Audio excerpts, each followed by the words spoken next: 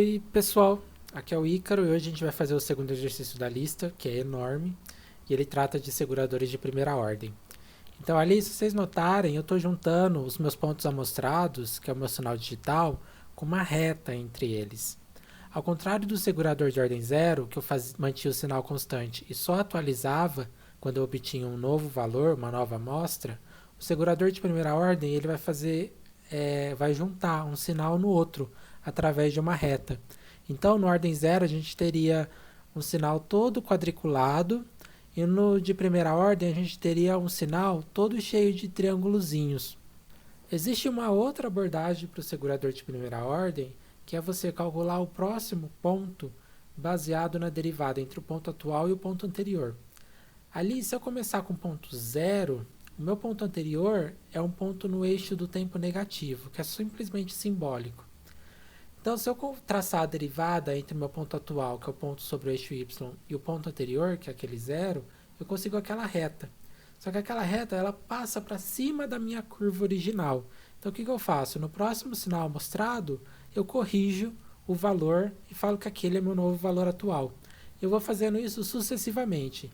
Sempre para traçar o próximo valor, eu pego a derivada do ponto atual com o anterior. Nesse caso, eu estou fazendo uma extrapolação, né? Eu estou pegando a informação dos meus pontos anteriores para tentar extrapolar, fazer uma predição do meu próximo ponto. E aí, quando eu tenho a nova amostra, eu pego e corrijo essa minha extrapolação. Eu gosto de entender isso como se fosse uma crista de onda, né? Ou então a barbatana de vários tubarõezinhos, né?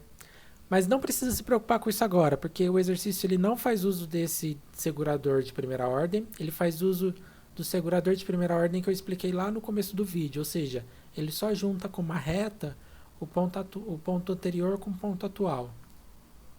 Vamos para o nosso exercício 2, a primeira parte dele, que é simplesmente que nós plotemos y de k de t0 se eu tiver uma entrada do tipo impulso unitário. O que significa isso?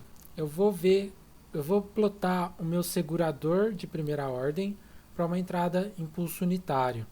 O impulso unitário ele é definido da seguinte maneira. Ele vale 1 se o tempo é zero e ele vale 0 se o tempo não é zero. Lembrando que T0 é o meu tempo de amostragem, 1 milissegundo, 5 milissegundos, 1 segundo, e K é o número da minha amostra. Esse exercício ele é bem simples, então o que eu vou fazer? Eu vou juntar o valor dos pontos anteriores com o meu ponto atual através de uma reta. Então, ali é o meu ponto uma amostra anterior, kt0 menos t0, e ali é meu ponto uma amostra posterior, kt0 mais t0. Se eu juntar esses pontos com uma reta, eu vou obter simplesmente um triângulo.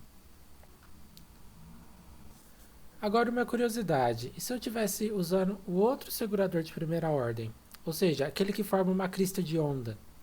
Nesse caso, eu faria o seguinte, eu pegaria o meu ponto atual e para achar o meu ponto posterior, eu traçaria a derivada entre meu ponto atual e meu ponto anterior. Quando eu faço isso, eu crio aquela reta. Como o valor do meu ponto posterior não é aquele valor que eu extrapolei, é zero, eu corrijo traçando uma reta para baixo. Eu vou fazer isso agora com o meu próximo ponto. Eu vou traçar a derivada entre meu ponto atual e meu ponto anterior e extrapolo dizendo que aquele vai ser o valor do meu próximo ponto. Chegando no meu próximo ponto, eu pego e corrijo. Se eu fizer isso sucessivamente, eu paro naquele formato bem bizarro ali, que não tem nada a ver com o impulso unitário. Pronto, acabamos a nossa primeira parte do exercício número 2. A segunda parte pede que nós calculemos a função transferência. Essa função transferência eu vou calcular de um jeito um pouco usual, porque eu acho mais intuitivo. O que eu vou fazer? Eu vou analisar esse meu segurador de primeira ordem, o que ele me devolve.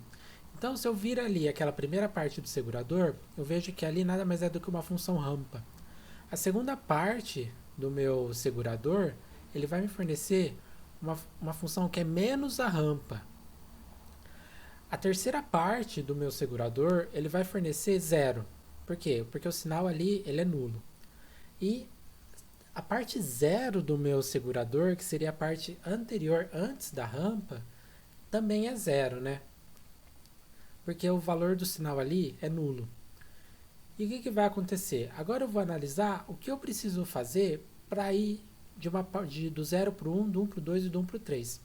Para eu ter um sinal que vai do zero para a rampa, eu preciso adicionar uma rampa. Para ter um sinal que vai de uma rampa para uma menos rampa, eu preciso tirar duas rampas com um atraso de um período. Por que eu tenho que tirar duas rampas? Eu tenho que fazer isso porque se eu tenho uma rampa e eu tiro uma rampa dela, eu passo a ter um sinal constante. Para eu ter uma rampa caindo, uma rampa decrescente, uma menos rampa, eu preciso pegar a minha rampa positiva, tirar uma rampa para fazer ela ficar constante de novo e depois tirar outra rampa para ela começar a cair. Então ali do 1 para o 2 eu tenho que tirar duas rampas atrasadas de uma amostra. Agora, do 2 para o 3, para eu fazer a minha rampa decrescente virar um zero, eu preciso só somar uma rampa positiva. E quando que eu vou fazer isso? Eu vou fazer isso com duas amostras de atraso. Lembrando que o atraso ele é representado pela exponencial de menos st. Quando eu digo um atraso, eu quero dizer que eu vou pegar a minha função rampa, que é 1 sobre s quadrado, e multiplicar por e elevado a menos st. Quando eu quero duas amostras de atraso, eu vou multiplicar por e elevado a menos 2s vezes t. Ali vai cortar a pontinha do termo que eu acabei de falar para vocês, mas vocês já sabem qual termo é esse. Um outro detalhe, quando eu estou falando de rampa, eu estou falando da função pura, da função transferência pura da rampa, que é 1 sobre s ao quadrado. Quando eu estou tratando da rampa aplicada para o meu segurador de primeira ordem, eu estou trabalhando com a rampa aplicada a uma função que está caminhando ao longo do eixo do tempo. Então, para eu utilizar a rampa devidamente para esse caso, eu vou ter que pegar a rampa e dividir pelo eixo do tempo do meu problema, que é t0. Eu sei que essa explicação está bem meia boca, mas se vocês pegarem o que eu estou escrevendo e contemplarem por um tempinho, talvez vocês cheguem a essa conclusão. Se vocês não chegarem a essa conclusão, só aceitem, porque é uma manipulação simples de fazer, mas difícil de explicar. Então eu vou dever uma explicação mais simples para vocês. Mas o que vocês podem pensar é isso, que para eu purificar a minha rampa, eu preciso dividir ela por T0. Porque T0 é o meu eixo X. E eu preciso trabalhar com a rampa pura, entre aspas. Já deu 8 minutos de vídeo e eu não falei quase nada. Então, vamos lá. O que eu tenho acontecendo de 0 para 1? De 0 para 1 eu estou somando uma rampa. Então eu vou ter 1 sobre s quadrado vezes T0. De 1 para 2, o que está acontecendo? Eu estou tirando menos duas rampas.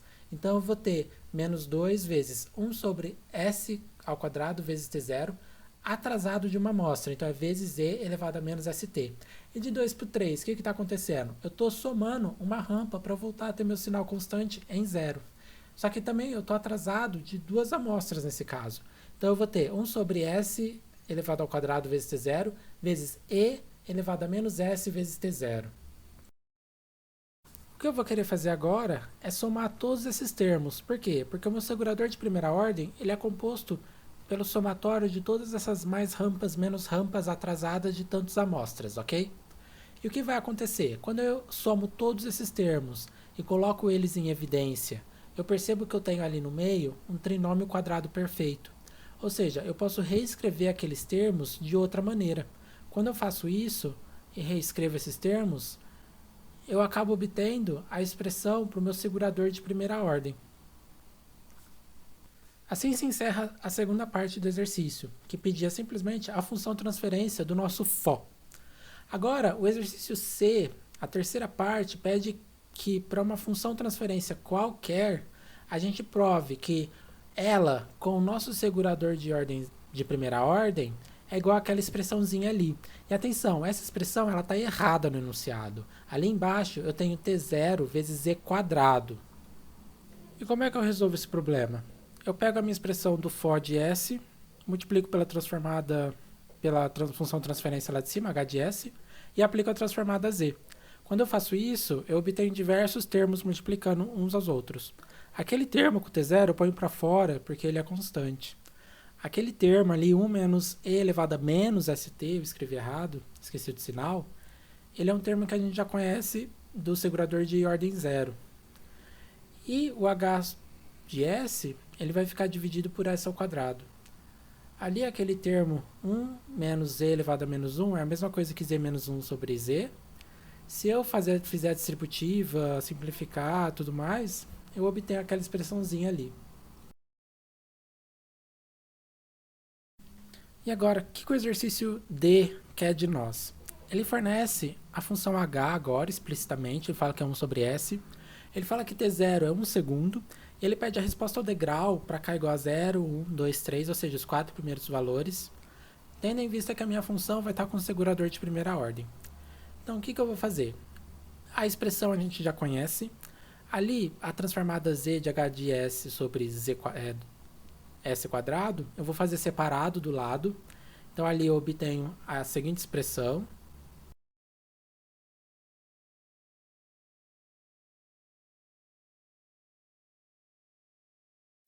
Depois eu vou pegar, substituir ali naquela minha fórmula. Se você quiser, você já pode trocar t0 por 1. Vou fazer algumas manipulações para simplificar o meu problema, porque tem muitos termos que podem ser simplificados. Então, o que eu vou fazer? Eu posso cortar aquele z menos 1 ao quadrado do numerador com z menos 1 ao quadrado do denominador. Posso cortar o z numerador e denominador, e assim sucessivamente. A minha expressão final que eu obtenho é essa. Só que o exercício pede a resposta ao degrau. Como é que eu obtenho isso? Eu vou ter que multiplicar a minha função transferência pelo meu input, que é o degrau. E o degrau no domínio de z é simplesmente z sobre z menos 1. Só que a expressão que eu obtenho depois, ela não é uma expressão tabelada. E como nem tudo são flores, o que eu vou ter que fazer? Aplicar frações parciais, para ver se abrindo essa expressão, eu consigo outras expressões que estejam tabeladas. Então, se eu aplicar frações parciais, eu consigo dividir essa minha expressão em duas frações. Meio de 1 sobre z menos 1 mais 1 sobre z menos 1 ao quadrado. E o que são essas duas frações? Essas duas frações, eu descobri hoje que elas têm o nome de transformada z modificada ou transformada z avançada. Por quê? Elas representam funções comuns que têm um atraso no tempo. Aquela primeira fração ela é um step atrasado de uma amostra. Aquela segunda fração, eu escrevi errado, ela não é um degrau, ela é uma rampa atrasada de uma amostra. Então, como é que fica o meu sinal de saída? O meu sinal de saída ele vai ser metade de um degrau, que só vai começar a contar depois que passou uma amostra, e vai ser uma rampa que só vai começar a contar depois que passou uma amostra. E por fim, a última parte do exercício pede para a gente calcular o valor numérico das 4 primeiras amostras. Então ali eu fiz a minha função degrau para vocês e ali a minha função rampa. Nos dois casos, elas só começam a valer depois da primeira amostra. E o meu degrau ele está sendo multiplicado por um fator meio. Então ali, para o meu tempo igual a zero, a minha primeira amostra ela vai ser 0 mais 0, simplesmente 0.